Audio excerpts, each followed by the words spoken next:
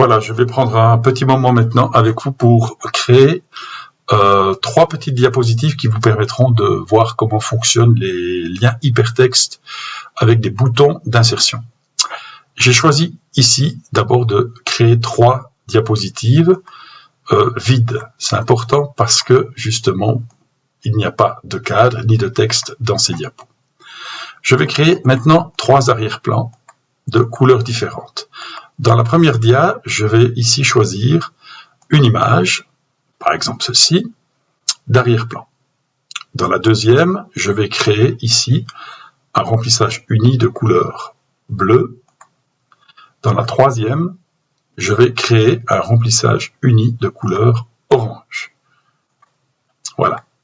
J'ai mes 3 diapos ici qui ont été créés et maintenant je vais créer une petite forme d'interaction, de lien hypertexte entre ces 3 dias.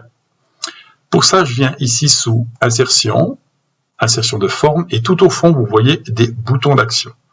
Ces boutons d'action sont déjà préprogrammés. Vous allez voir qu'une fenêtre va s'ouvrir. Je prends ici un bouton d'action avec une petite flèche en avant. Je la place ici au milieu. Et là, vous voyez qu'une fenêtre s'ouvre avec des possibilités de créer des liens hypertexte dans la diapositive. Vous voyez que si je clique ici, j'ai une série de petites programmations. Il y en a au total 1, 2, 3, 4, 5, 6, 7, 8, 9, 10 et 11. Nous, ce qui nous intéresse, c'est de programmer un lien sur notre montage.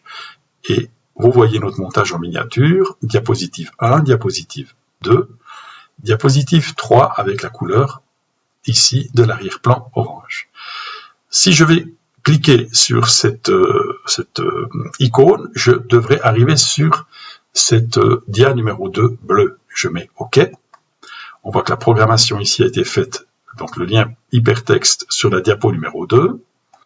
Je vais maintenant insérer une deuxième icône, bouton d'action, juste en dessous, qui aura à peu près la même grandeur, voilà, mais d'une autre couleur. Je choisis une programmation, cette fois-ci, de la diapositive numéro 3, couleur orange, diapositive 3, OK, et je vais changer la couleur, ici, de ma diapositive. Voilà, notre montage est presque terminé.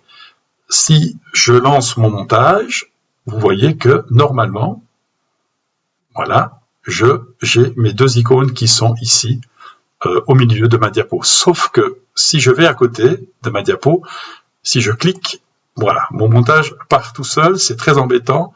Ça veut dire qu'il faut toujours, quand on fait une programmation par souris, venir sous transition, ici, transition, et il faut absolument, ici, enlever la fonction manuelle et automatique. Ces 2 fonctions ne doivent pas être enclenchées dans notre montage. Pourquoi ? Je viens de vous le dire, dans la programmation, vous voyez que maintenant, si je clique à côté de mon image, eh bien, ou sur mon arrière-plan, vous n'avez plus de fonction d'avancée automatique avec votre souris. Et maintenant, si je clique sur mon icône, vous voyez que je passe sur, ici, ma dia bleue. Le problème, c'est que, voilà, si je continue, je suis embêté, je ne peux pas revenir ici sur ma dia numéro 1. Je vais donc créer sur la dia numéro 2 une insertion ici d'une icône avec un retour possible à la dia numéro 1. Vous voyez que je vais la programmer comme j'ai fait avec les autres, sous diapositive, et je la programme ici sur la diapositive numéro 1. OK. Je fais un copier-coller de cette diapo qui est déjà préprogrammée pour la mettre sur la 3e diapo. Voilà.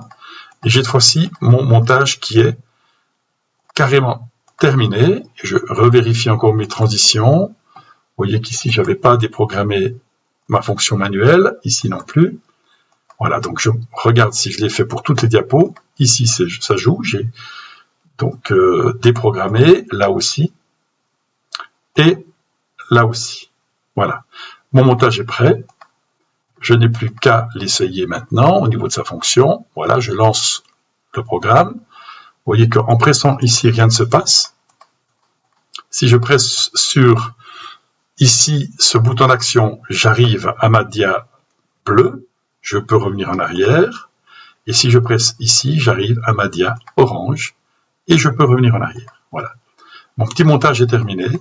Voilà, tout simple. Donc, 3 diapos, 3 boutons d'action pour montrer comment programmer ces boutons d'action. Une autre chose maintenant, un petit complément, quand on clique ici sur un bouton d'action, pour changer le lien hypertexte, on a simplement à venir ici dans le menu déroulant, ouvrir, modifier le lien, et on peut à nouveau, ici, dans diapositive, choisir une nouvelle programmation. On peut le faire absolument pour les 3 boutons, tous les boutons que nous avons placés sur notre diapo. C'est là exactement la même chose, la même approche. Voilà, j'ai fini mon petit tuto pour vous montrer comment on crée des liens hypertextes avec une petite programmation de souris. Je le rappelle, faites attention ici de décocher ces 2 fonctions manuelles et automatiques. Sinon, votre montage ne fonctionnera pas. Merci de votre attention.